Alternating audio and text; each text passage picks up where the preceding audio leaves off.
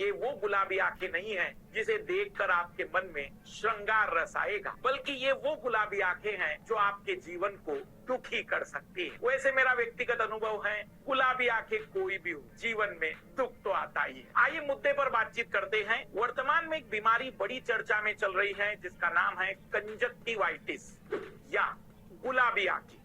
इसे हमारी बोलचाल की भाषा में आंखों का आना, या वर्तमान में यह बीमारी वायरस के कारण भी हो रही है, इसलिए इसको आई फ्लू का नाम भी दिया गया है। इस आज के एपिसोड में हम इस पूरी कहानी को 3 भागों में कवर करेंगे। पहले, ये बीमारी क्यों और किन कारणों से होती है। दूसरा, इस बीमारी का वर्तमान में बढ़ने का कारण क्या है। और तीसरा, इसके बचाव के क्या उपाय हो सकते हैं। यदि आपको यह बीमारी हो जाए तो क्या करना चाहिए। सबसे पहले आते हैं इस बीमारी के होने का कारण। बायोलॉजी में इस बीमारी के होने के 4 बड़े कारण माने जाते हैं। सबसे पहला, बैक्टीरिया का कारण। एक स्ट्रेप्टोकोकल प्रकार की प्रजाति के बैक्टीरिया के इन्फेक्शन के कारण यह कंजक्टिवाइटिस या गुलाबी आंखें हो सकती है। वास्तविक रूप में ये जो चारों कारक, बैक्टीरिया, अब में वायरस, फिर एलर्जी और आखिरी में ब्लड वेसल, जो कंजक्टिविटा है, जो हमारा एक तरीके से कंजक्टिविटा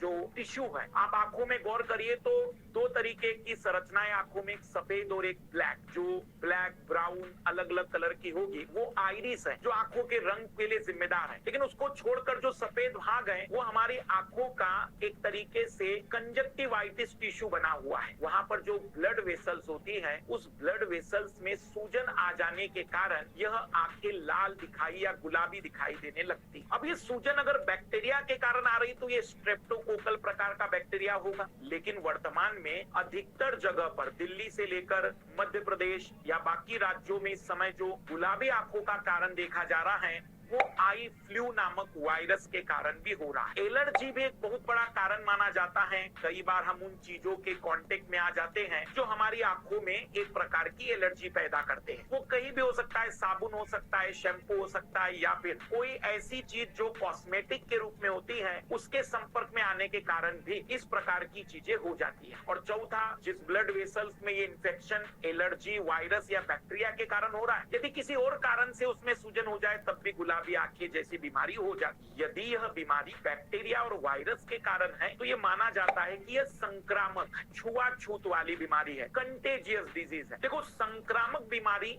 मतलब जो किसी दूसरे व्यक्ति, बीमार व्यक्ति को संपर्क में आने पर अगर आप उसके संपर्क में आते तो आपको हो जाएगी, जैसे कोरोना थी। वैसी एक संक्रामक और छुआछूत की बीमारी मानी जाती है। फिर उसकी तरफ देखने भर से भी यह बीमारी आपकी आंखों तक पहुंच जाती है। पर अगर ये वायरस और बैक्टीरिया से, खास करके बैक्टीरिया से होती है, बैक्टीरिया की जो बीमारी वो 3 से 4 दिन में सुधर जाती है, जबकि वायरस के कारण होने वाला इन्फेक्शन 1 और 2 वीक तक रहता। तो ये वो कारण है जिसके कारण ये बीमारी हो रही। अब दूसरा पहलू, इस समय इस बीमारी के बढ़ने का कारण क्या है। तो जनरली डॉक्टर या फिर बायोलॉजी के जानकार ये मानते हैं कि जब भी वातावरण में ह्यूमिडिटी बढ़ेगी, आर्द्रता बढ़ती है, मतलब एक तरीके से उमस बढ़ जाती है और तापमान बढ़ता है, तो ऐसी परिस्थिति में वायरस और बैक्टीरिया की आबादी बढ़ने लग जाती है। और इस समय जो आई फ्लू का वायरस है या स्ट्रेप्टोकोकल नाम के जो बैक्टीरिया हैं, इनकी तादाद बढ़ रही है। दिल्ली में खास करके पानी भरने के कारण जिस तरीके से वो गंदा पानी जमा हुआ, उस कारण से भी इस बैक्टीरिया की तादाद दिल्ली में तेजी से बढ़ रही है, ऐसा माना जाता है। पूरे भारत में इस समय बारिश का दौर है, थोड़ा सा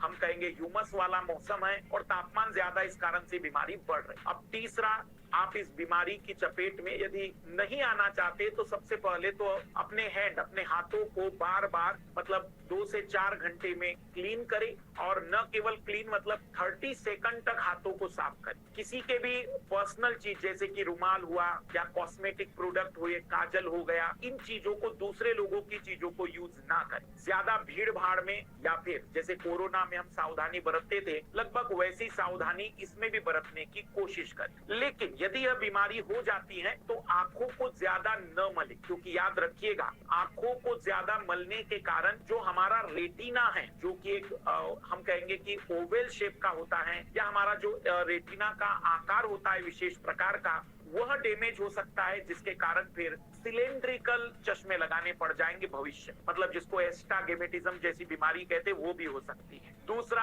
आंखों को जब बार बार इचिंग होगा, जलन होगी, इसके कारण तो काले चश्मे पहनेंगे तो बार बार हाथ आंखों तक नहीं जाए। तीसरा, बैक्टीरिया के कारण अगर हो रही है तो एंटीबायोटिक दवाइयां काफी असरदार होती है और 3 से 4 दिन में असामान्य रूप से खत्म हो जाता है। लेकिन अगर ये वायरस के कारण हो रहा है तो थोड़ा टाइम लगता है, लेकिन धीमे धीमे अपने आप बॉडी इसको खत्म और रिकवर कर देती है। सबसे बेहतर है कि जितना आप सावधानी बरतेंगे उतना ही आपके लिए बेहतर रहेगा। लेकिन वास्तविक रूप में इस बीमारी में मैं कहूंगा कितनी भी सावधानी बरती है, जैसे कोरोना है कि कब कौन सी चीज किसके कांटेक्ट में आ जाए तो हो सकती है, एक बड़ा रीजन इसके लिए माना जाता है। तो कंजक्टिवाइटिस, गुलाबी आंखें या आंखों का आना, ये आज का विषय था। मुझे उम्मीद है कि इस विषय के बारे में आप लोगों को सारी जानकारी मिल गई होगी, जिसके लिए आप इस एपिसोड का इंतजार